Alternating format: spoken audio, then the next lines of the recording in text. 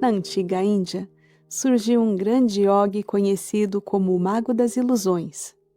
Suas manifestações e realizações fantásticas eram comentadas por todos, assim como sua grande sabedoria. Um próspero rei soube deste homem e o chamou a seu reino.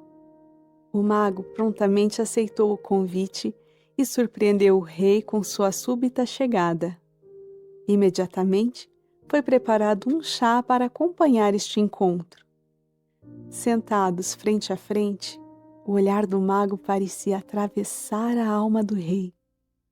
Ao ser servido o chá, o vapor elevava-se em uma névoa delicada entre os dois. Neste momento, as trombetas ressoaram nos pátios do reino e, em um impulso, o rei se lembrara da caçada que aconteceria em instantes. Levantando-se das almofadas, disse ao mago: devido à sua chegada inesperada, não houve tempo de adiarmos uma caçada já programada. Durante minha breve ausência, um de meus súditos lhe apresentará ao palácio e lhe atenderá em tudo o que precisar. O mago concordou.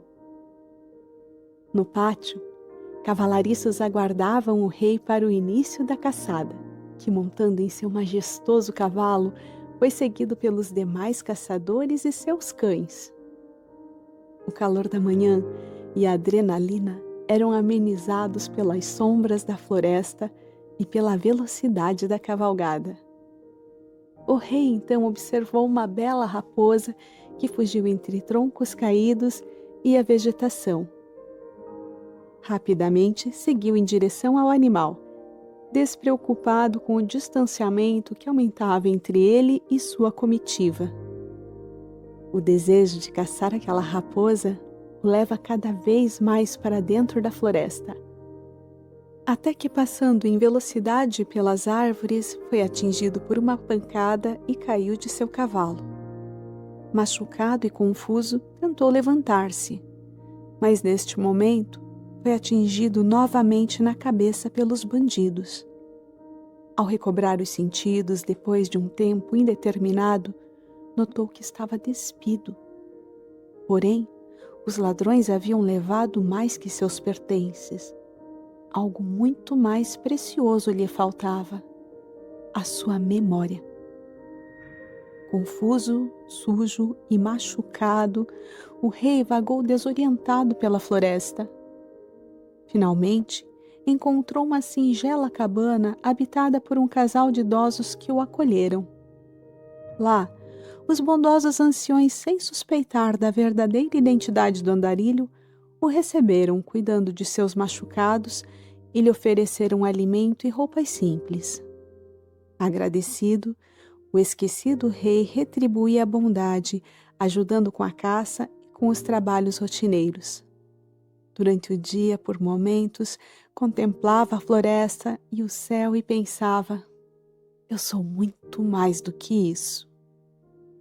Assim foi passando o tempo, até o dia em que ele viu se aproximar uma grande caravana. Eram ciganos. Cruzavam a região e ali haviam decidido montar acampamento.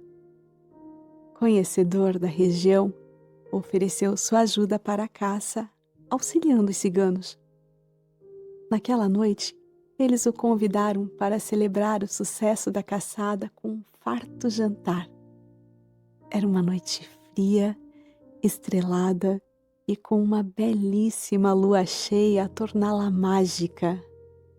A música enchia o ar, perfumado pela lavanda e cedro que queimavam na fogueira.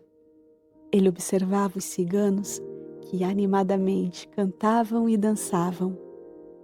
E entre as chamas, a viu dançar. Movimentos harmoniosos e poderosos em sintonia com o universo vinham do corpo daquela mulher. Parecia flutuar sob o luar. Seus gestos delicados brincavam com o vento. Sua energia e magnetismo encantavam a todos.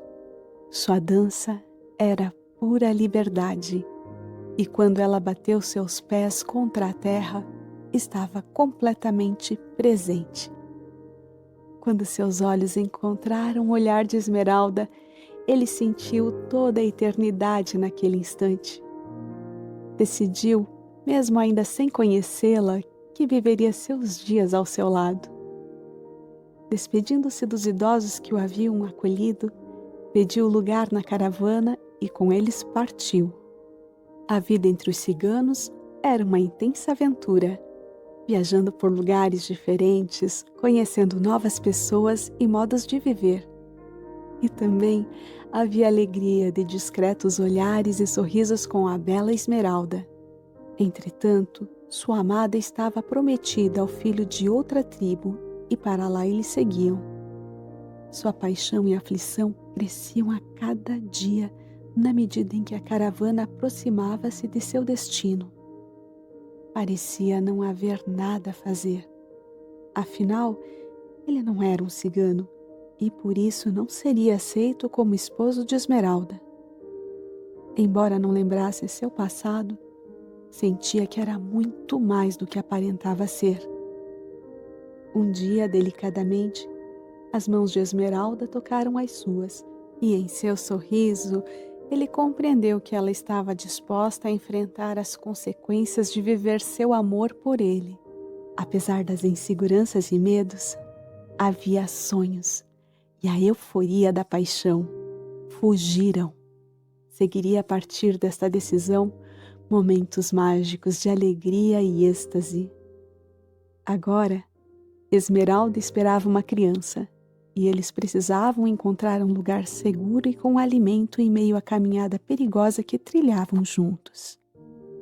Ele conseguiu um trabalho modesto em uma estrada que ligava 2 importantes reinos, e ali se sentiram seguros para trabalhar e cuidar de sua família. Sensação de paz e a alegria no nascimento do primeiro filho. Mas a rotina e o trabalho duro também cobravam seu preço. Esmeralda sentia falta dos dias de aventura, música e celebração.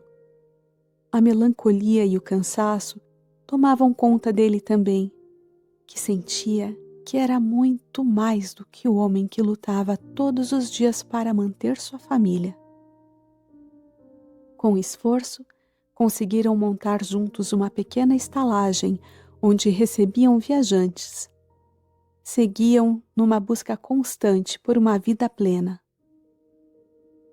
Porém, num certo dia, a criança adoeceu gravemente. Foram dias e noites de preocupações, orações e esforços para reestabelecer a saúde do filho, que ao final não resistiu e faleceu. Uma profunda dor se abateu sobre o casal.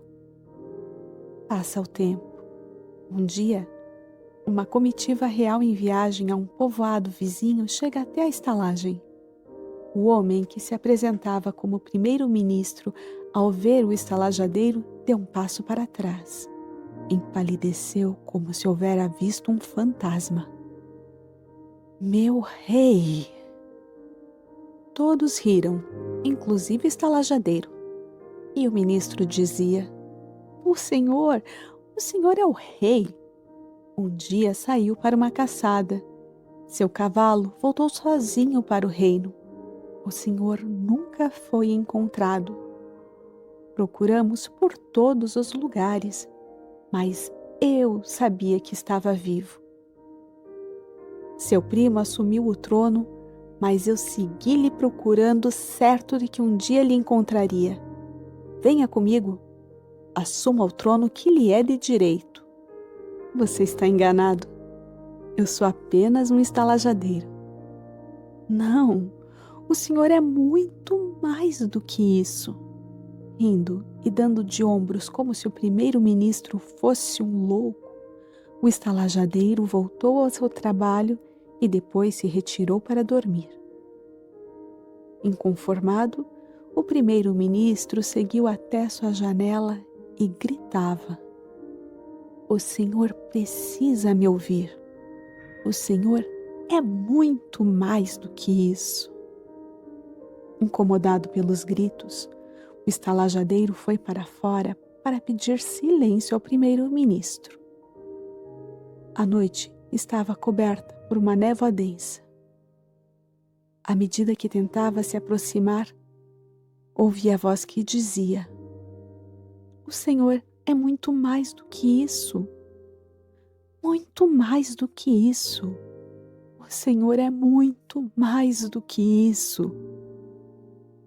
A névoa começava a dissipar e à sua frente, olhando para seus olhos, eis que surge o mago das ilusões tomando seu primeiro gole de chá. O rei esfregava os olhos incrédulos. Nunca havia deixado seu lugar. Lá fora soavam as trombetas chamando para uma caçada, enquanto o mago, repousando sua xícara, lhe dizia: "O Senhor é muito mais do que isso."